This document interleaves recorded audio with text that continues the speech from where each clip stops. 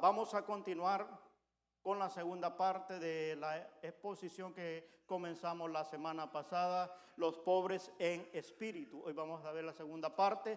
¿A cuántos estuvieron aquí la semana pasada? Muy poquito de lo que...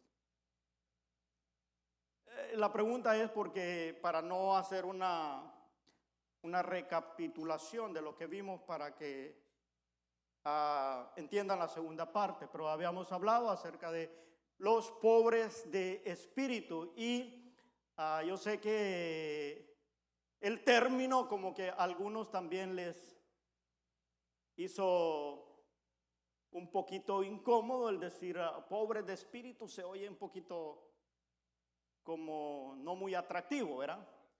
Al decir pobres de espíritu, pero no se está refiriendo a ninguna cosa material, ni tampoco a valor como persona. No se está refiriendo a eso, sino a la condición del corazón.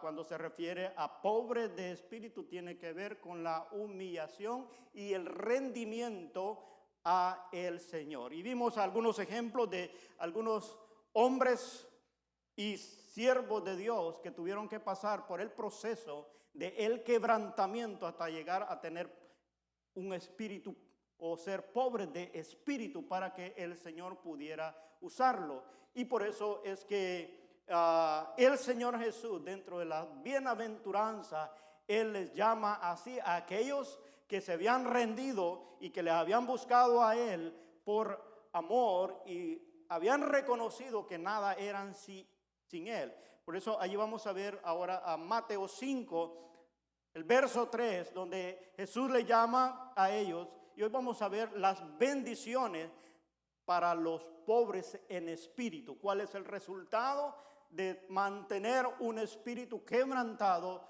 y un corazón sumiso a poder estar apto para obedecer la voluntad de Dios? Mateo 5:3, cuando lo tenga ahí me contestan con un amén para darle lectura al versículo en el cual vamos a estar reflexionando por qué le llama Jesús bienaventurado.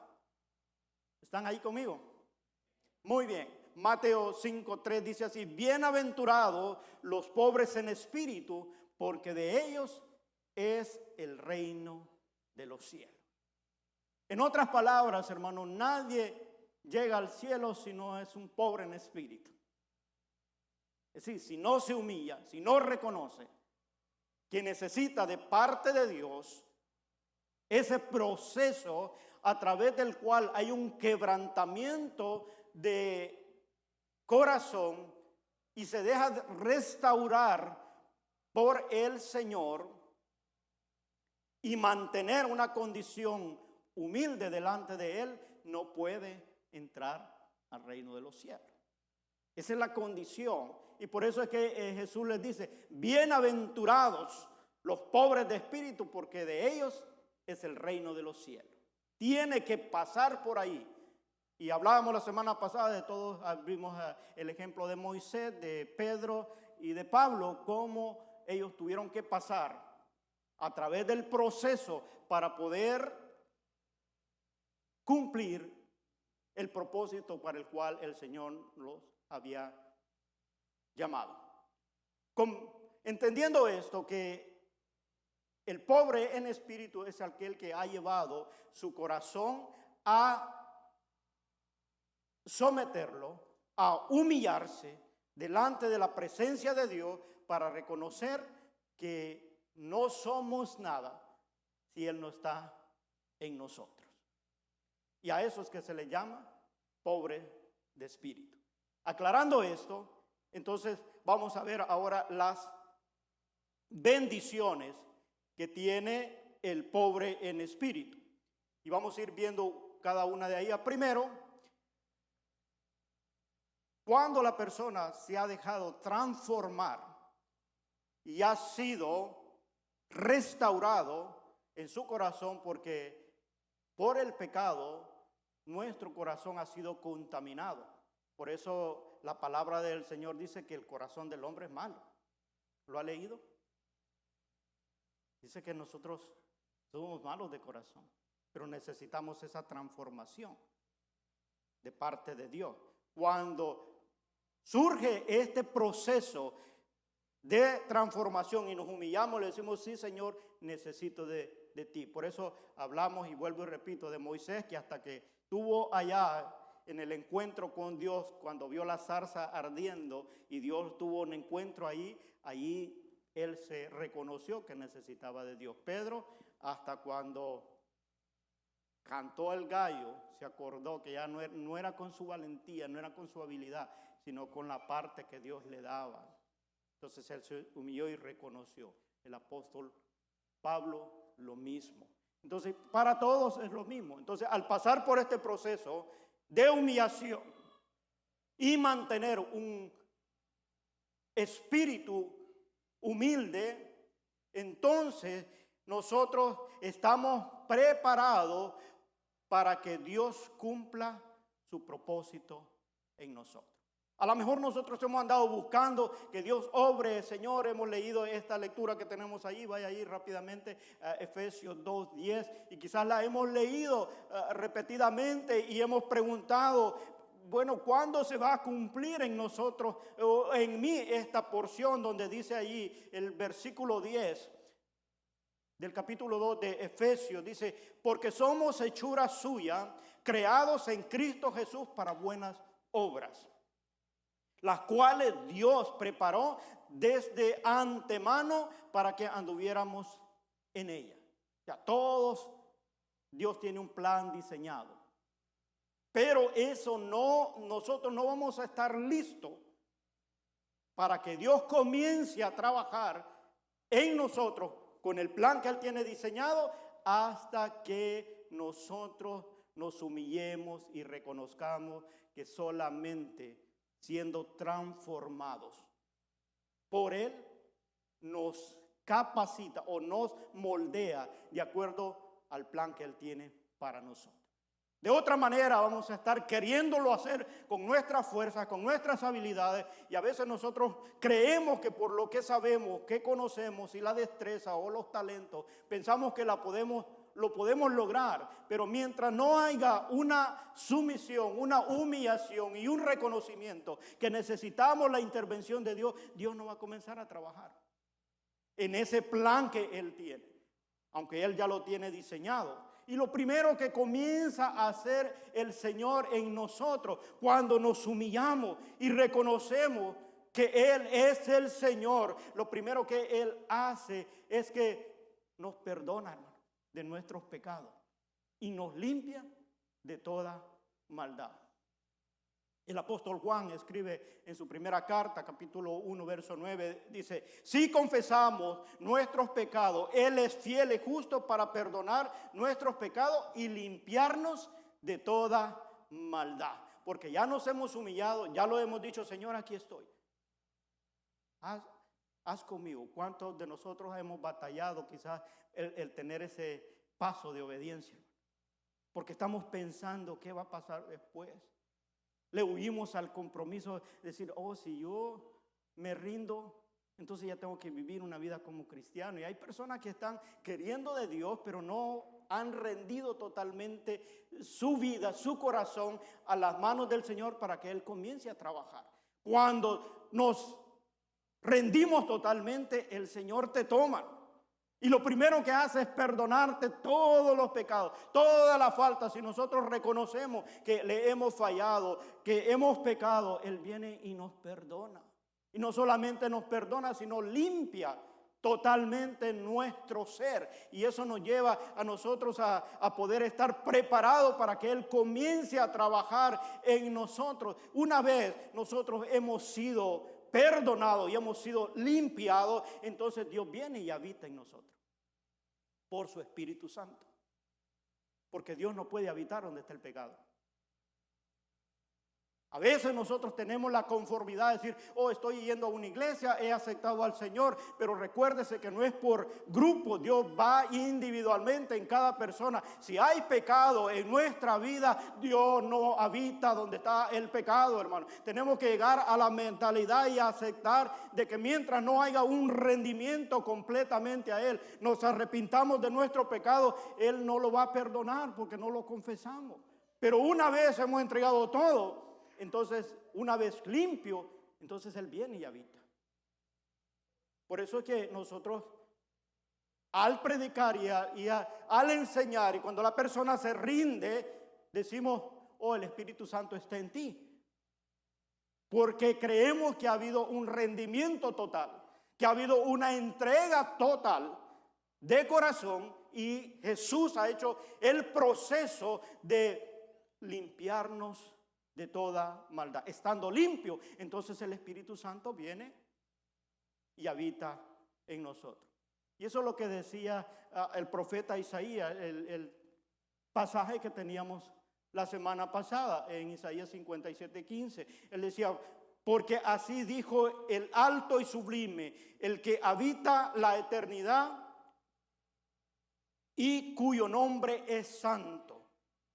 Yo habito en la altura y la santidad, y con el quebrantado y humilde de espíritu. ¿Por qué decía eso? Porque él sabe que el humilde y el quebrantado de corazón se ha humillado, ha pedido perdón, él lo ha limpiado, y entonces él viene y habita en el corazón. ¿Entendemos ese proceso? O sea, no es que vine a la iglesia y como a veces solemos decir, el Espíritu está en mí. El Espíritu va a estar allí si te has dejado por el proceso de limpieza, que tiene que ver con una entrega total, donde te expones a la presencia del Espíritu Santo y deja que el Espíritu Santo pase sus rayos para darle un ejemplo, como el escáner que pasa y lo mira todo. Yo no sé cuánto han pasado para una revisión de los aeropuertos. Te ponen así y todo, hermano. Todos los huesitos que tenemos ahí se mira. Espiritualmente, cuando nos rendimos a Él y le decimos, Señor, yo me humillo de corazón, le estamos permitiendo a que el Espíritu Santo te escanee. Y eso es individual, no es en grupo, hermano. A cada uno. Y el Espíritu Santo te dice, y esa manchita que está allí, límpiala, Señor. Si hay un corazón rendido. Y si no, vamos a tratar de esconderla. Pero déjeme decirle algo. El Dios que escanea, no hay un lugar donde tú te puedas esconder, donde Él no mire la falta que nosotros tenemos. Y el Señor se para y ok. Él esperando siempre porque Él la está mirando. ¿Qué es lo que pasa? Él no viene a habitar en, porque Él no habita donde está el pecado. Ahora, nosotros tenemos esta bendición, esta misericordia de que Él nos perdone si le confesamos. No importa cuál es la dimensión del pecado, si hay arrepentimiento, Él te limpia. Eso es lo que dice. Y la sangre de Cristo, dice, nos limpia de algunos pecados. Hay algunos que han leído aquí. Dice de todo pecado. Y la sangre de Cristo nos limpia de todo pecado. ¿De cuáles? De los que me arrepiento, hermano. De aquellos que le entregue, de aquellos que se vieron a través del escáner. Él los limpia. Y cuando ya estoy limpio, entonces viene la presencia del Señor. Cuando la presencia del Señor está en ti, no importa en el lugar que esté, cuando hay que glorificar a Dios, tú lo glorificas con toda libertad. Porque el Dios que nos ha libertado ha sido completamente, hermano. Por eso cuando leemos la la palabra de Dios dice, si el Hijo lo libertare, seréis verdaderamente libres, o sea, de todo pecado. No hay nada que me pueda oponerse, y si se opone, siempre voy a declarar que mi Cristo vive, que mi Cristo me ha salvado, que mi Cristo me ha limpiado de todo pecado, y por eso soy libre. Por eso declaro y hablo y no me avergüenzo del Evangelio, porque es poder de Dios para salvación. Y ese espíritu que viene, o esa presencia de Dios que está en mí, comienza a cambiar, a renovar, a reestructurarme en mi corazón, moldeándolo de tal manera que pueda agradarle a Él. El apóstol Pablo, cuando estaba tratando con la primera iglesia en Corintios, él les dice en el capítulo 6, versos 19 y 20: ¿o ignoráis que vuestro cuerpo es templo del Espíritu Santo, el cual está en vosotros, el cual tenéis de Dios, y que no sois vuestro, porque habéis sido comprado por precio? Glorificad pues a Dios en vuestro cuerpo y en vuestro espíritu, los cuales son de Dios. Cuando hemos pasado el proceso y lo hemos humillado, Él te toma. Y tú eres casa de Dios. Eres templo del Espíritu Santo. Yo no sé si entiende la dimensión de que el Todopoderoso Dios pueda venir y habitar en tu ser. Por lo tanto, todo el tiempo debe haber un temor en el Hijo de Dios de poder agradar a aquel que habita en nosotros. Para eso es necesario vivir una vida de santidad. Por eso el que él decía, sé santo porque yo soy santo, para que esa presencia siempre esté en nosotros. No importa dónde andemos, hermano, cuando Dios está contigo, dice la palabra de Dios, si Dios está con nosotros, ¿quién contra nosotros? Si ve que hay una seguridad que Dios nos da por esa presencia que Él tiene en nosotros, y que puede estar ahí como la bendición de poder humillarnos y reconocer que necesitamos de parte de Dios. Y eso nos lleva a nosotros a la tercera, que los pobres de espíritu agradan y glorifican a Dios. Mire, Dios siempre recibirá en su presencia un corazón contrito y humillado. Tenemos libre acceso. No tiene que andar buscando entre las ramas estando grueso el tronco, usando una metáfora. Porque a veces hay personas que quieren acercarse a Dios y andan buscando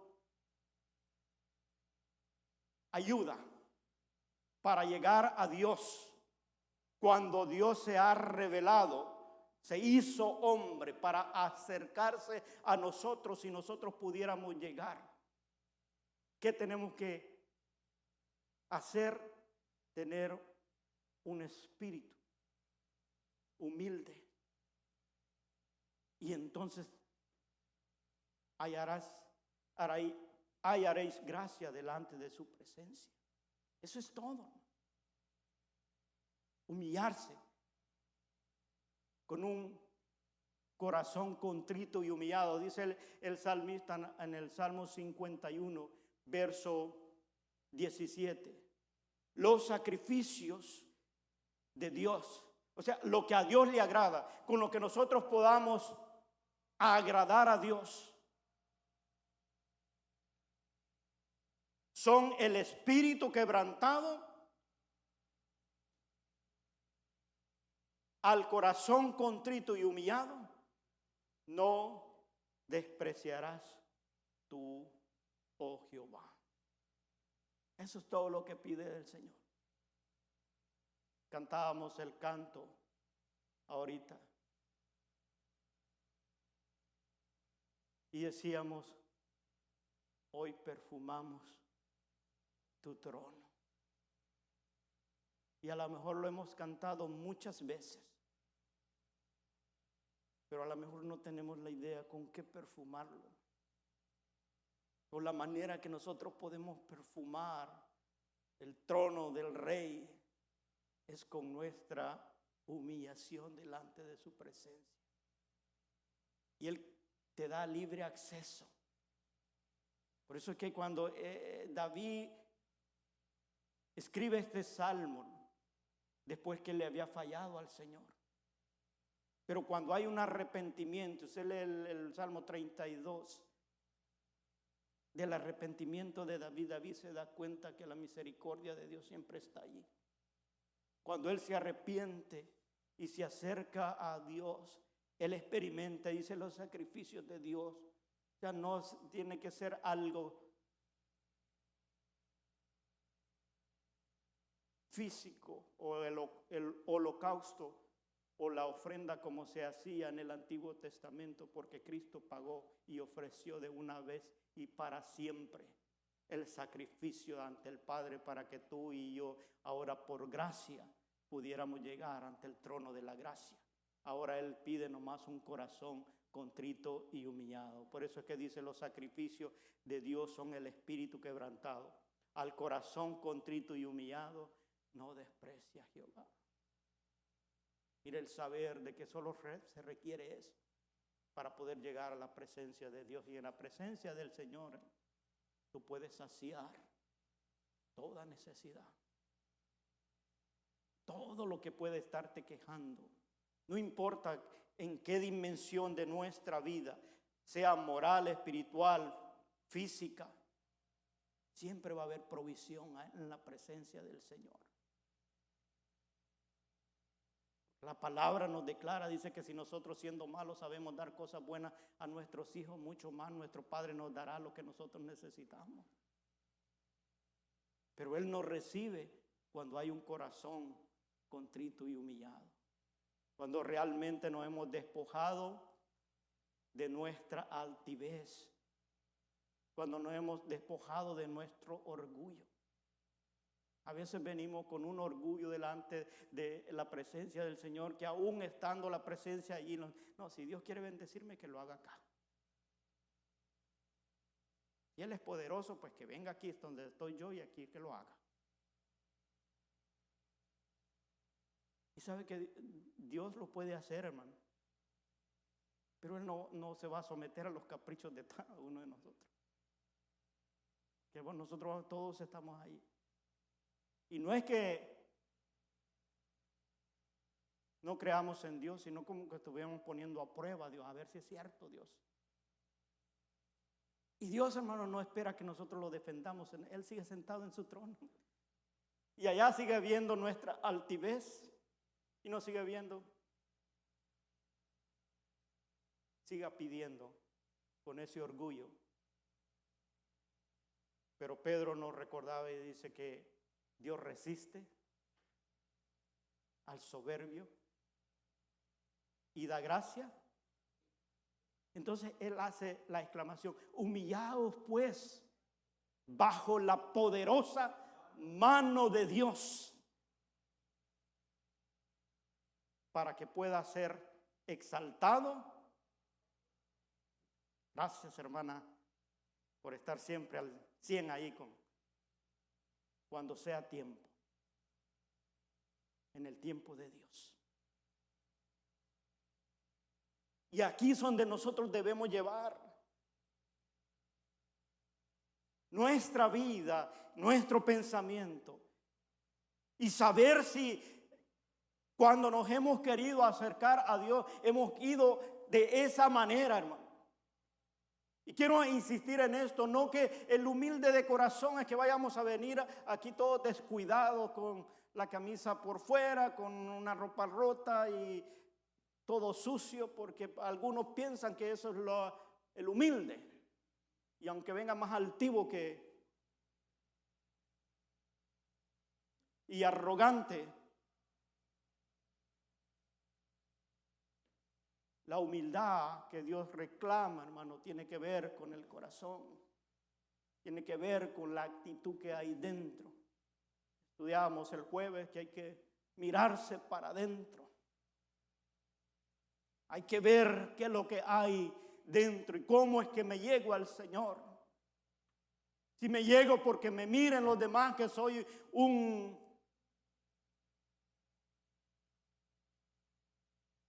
cristiano espiritual,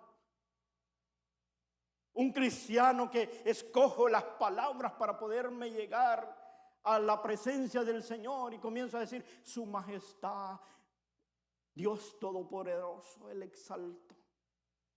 Y busco palabras hebreas para que estos que están aquí me vean.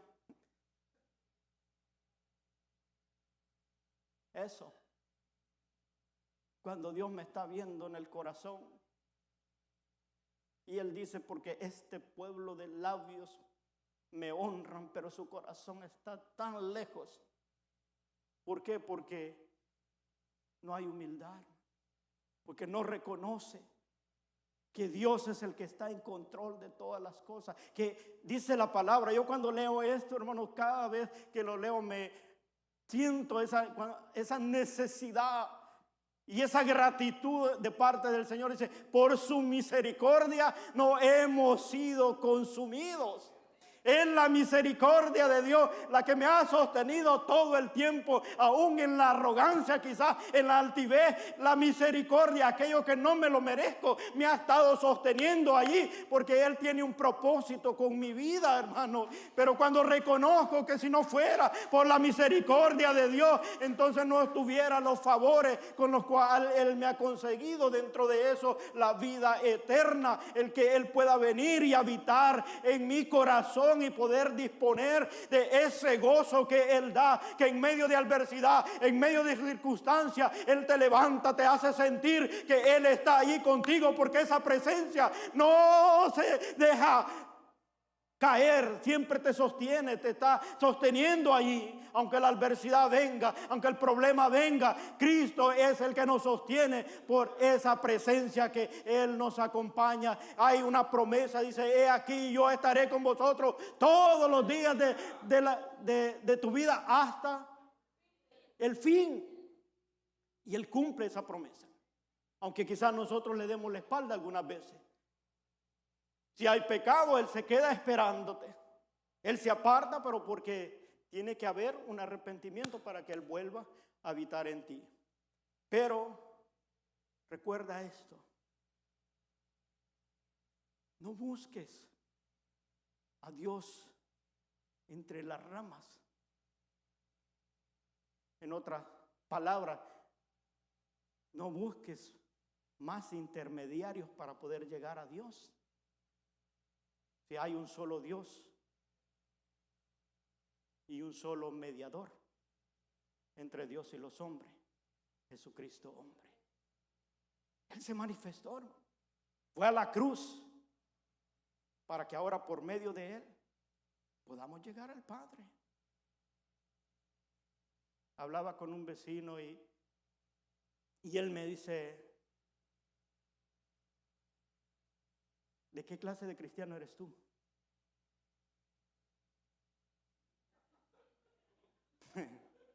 Todos decimos eso, ¿verdad? Usted le pregunta a cualquiera de cualquier denominación, siempre va a decir que somos de los buenos, aunque no nos sigue nadie, ¿verdad? Entonces yo le dije: mira, cristiano quiere decir seguidor de Cristo. Denominaciones hay muchas, y eso es a lo que te refieres tú, pero cristianos son los que siguen a Cristo. Y entonces, ¿de cuál es? Y quería tocarme el tema de que el que estaba preso porque había hecho algunas cosas. Y yo le dije: mira, ¿a qué tú quieres llegar? Me dice: es que quiero saber cuáles son las cosas en que ustedes no están de acuerdo. ¿De acuerdo con quién? Pues con los católicos. Él tenía una imagen de la Virgen María en su yarda. Yo le dije: mira, no sé si tú quieras llegar a algo, pero yo te quisiera hablar mejor del amor de Dios y después dejamos eso. No, yo quiero saber, ¿ok? ¿De qué quieres hablar? Y me sacó que por qué nosotros solo Jesús, porque solo creíamos en Jesús, porque no creen en la Virgen. Y yo le dije, cuando tú me dices si no creo en la Virgen, ¿es que existió o que no existió? ¿O cuál es el creer que tú me estás diciendo? Porque de creer yo creo que fue una mujer escogida, bendita entre todas las mujeres, dice la Biblia. Para algunos evangélicos que a veces dicen, María una cualquier mujer, no hermano, no se equivoque. La Biblia dice bendita entre las mujeres. Tuvo una misiva que hacer, sí, la cumplió y está esperando su recompensa. Eso es todo ya, porque dice la palabra, está establecido para los hombres que muera una vez y después el juicio. Ahora María ya no tiene nada que hacer, ya ella cumplió su misiva. ¿Quieres algo de Dios? Ve directamente a Dios. Le digo yo, ya María ya cumplió su misiva, como lo hicieron Pedro, Pablo, todos los apóstoles. Ellos ya cumplieron su misiva, ellos están esperando la recompensa que Dios le tiene a ellos. Sí, pero es que la veneran. Eso es lo que le digo, andar entre las ramas. ¿Cuál es el temor de llegar a Cristo, hermano? Que Él vino, se hizo como uno de nosotros. Filipenses 2:5 habla, dice, haya pues en vosotros este mismo sentir que hubo en Cristo, que siendo Dios no tuvo a qué aferrarse a eso, sino que se despojó a sí mismo, humillándose como uno de nosotros. Y Él dice, haya en vosotros este mismo sentir que hubo. ¿Qué nos está pidiendo, hermano? Que nos humillemos. ¿Para qué? Para que la presencia de Dios llegue y luego Él nos va a exaltar. Si usted termina leyendo todo lo escrito en Filipenses capítulo 2, del 5 en adelante, va a ver que más adelante dice, y por esto Dios lo exaltó a lo sumo y le dio un nombre que es sobre todo nombre, sobre el cual se doblará toda rodilla y toda lengua confesará que Jesucristo es el Señor, para la gloria de Dios Padre.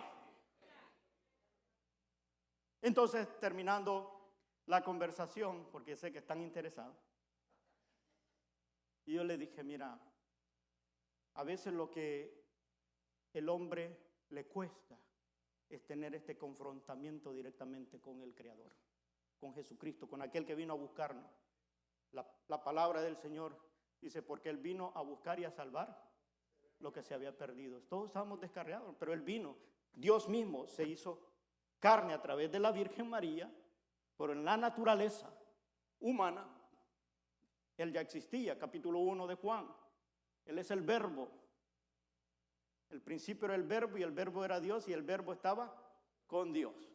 O sea, ya más claridad para decirle que Jesús existía en la eternidad es porque no quiere entender.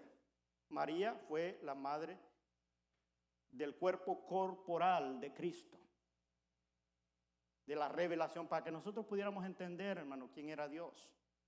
Y Él se reveló. Pero entonces, esa confrontación con el Hijo de Dios, porque tiene que llegar a humillarse, hermano. Y a veces la persona quiere que en su arrogancia, en su altivez, querer recibir el favor de Dios, y por eso busca. Vamos a buscar a San Pedro, y ahí usted sabe cuáles son todos los santos. Y para cada una acción o para cada beneficio, busca un santo. Ahora, no quiere decir que no fueron personas, hermano, o personas que agradaron a Dios en su tiempo. A nosotros, a todos, el Señor nos llama santos. Pero no para nosotros poder estar haciendo la labor que le corresponde solamente al Padre en su soberanía y en su gracia. Entonces, por esa razón, a veces el humilde de corazón puede agradar al Padre directamente cuando ha llegado esa humillación. Cuando hemos pasado y miramos todos esos beneficios, nosotros podemos llegar al entendimiento por qué el Señor entonces le llamó bienaventurado a los que se humillaron. Usted sabe, hablábamos la semana pasada que cuando el Señor en las bienaventuranzas, Él las dijo en el monte. De hecho, se le llama así el sermón del monte, porque Él los llevó a la montaña después que les había dado pan, les había dado de comer, que fue un milagro. Y la multitud comenzó a seguirlo. Y cuando Jesús lo andaba siguiendo, Él dijo: a ustedes porque les he dado de comer, ustedes me vienen siguiendo. Entonces Él les dijo: los voy a llevar a la montaña. Y muchos lo siguieron. Entonces Él vio que había una conversión, se habían humillado. Y por eso allá en el sermón del monte, Él le dice: bienaventurados los pobres de espíritu, porque de ellos es el reino de los cielos. Si no hay un arrepentimiento o una humillación, nosotros no podemos entrar al cielo, hermano. ¿Se acuerda la historia de Nicodemo?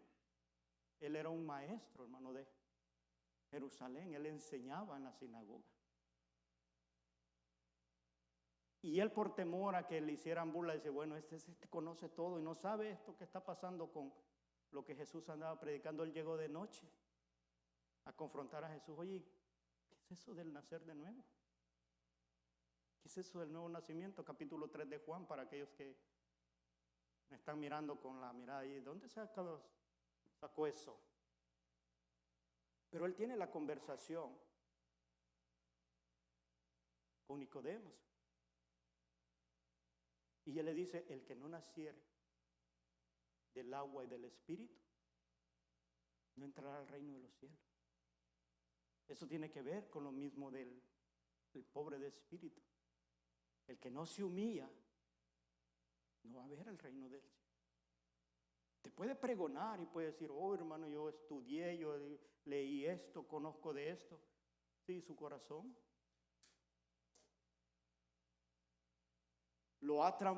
se ha dejado transformar.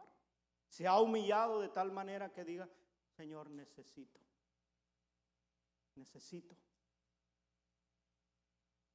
de esa misericordia que tú has extendido a través del sacrificio en la cruz del Calvario. Porque eso es lo que nos dice la palabra, que por gracia y por misericordia nosotros hemos alcanzado la salvación de nuestras almas, por lo que Jesucristo hizo en la cruz del Calvario. ¿Cómo lo puedo hacer? Reconociendo y humillándome delante de la presencia. Por eso ahora, cuando nosotros leamos esta bienaventuranza, hermano, no le tengan miedo, sino sientan parte de bienaventurados los pobres en espíritu, porque de ellos es el reino de los cielos. La semana pasada yo les pregunté a usted y les diga: dígale al que está a su lado, usted es pobre de espíritu. Y algunos no se atrevieron, hermano. Tenían miedo de decirle: no, pobrecito hermano, no le voy a decir que es pobre de espíritu, se va a sentir mal. A ver si me funciona ahora. Dígale al que está a su lado: nosotros somos pobres de espíritu. Ahora, este calificativo no se entienda que estamos degradando a nadie, hermano, porque se puede dar en el término lógico el pensar, cuando decimos pobre ya viene una concepción en nuestro entendimiento que es algo negativo. Desde el momento que decimos pobre, empezamos a pensar, a hacer la lista del inventario que tenemos en los bancos y dicen, y alguno está diciendo: ¿será usted? Pero estamos hablando en cuanto cuando él dice pobre de espíritu. ¿Por qué estoy recalcando esto, hermano? Para que nosotros entendamos esa condición del corazón con la cual tenemos que llegarnos al Señor. Y esta es una condición constante, que mientras te sientas pobre de espíritu, siempre va a venir de parte del Señor el vivificarte. En su presencia, lo leímos nosotros en el primer pasaje que leímos de Isaías. Él termina diciendo que Él habita con el quebrantado y humilde de espíritu. Dice, para hacer vivir el espíritu de los humildes y para vivificar el corazón de los quebrantados. Porque solamente así puede trabajar el Señor, hermano. Así nos dejamos como el barro en manos del alfarero que forma la escultura de acuerdo a lo que él diseña. Así es cuando, como pobres de espíritu, nos ponemos en las manos del Señor y Él comienza a vivificar ese espíritu humilde donde Él te da autoridad, donde Él te da la fuerza, la fortaleza que necesitas para enfrentar todas las artimañas del enemigo, y renueva y reestructura y vivifica tu corazón de tal manera que el gozo del Señor siempre está en ti por lo que Dios está haciendo en nosotros. Pero Él comienza desde el momento en que nosotros nos humillamos de corazón delante de Él. Y entonces comienza el trabajo en nuestra vida, de tal manera que Él vaya cumpliendo en nosotros aquello que Él diseñó. Por eso cuando leemos Efesios 2:10, que tú y yo somos creados a la imagen del Señor, por medio de nuestro Señor Jesucristo, para que anduviéramos en buenas obras, las cuales Él preparó desde antemano para que anduviéramos en ellas. Yo espero que el Señor comience a trabajar en aquella obra que tiene diseñada para ti, porque tú decides hoy permitir que Él comience a hacer esa labor en tu vida. Vamos a ponernos de pie.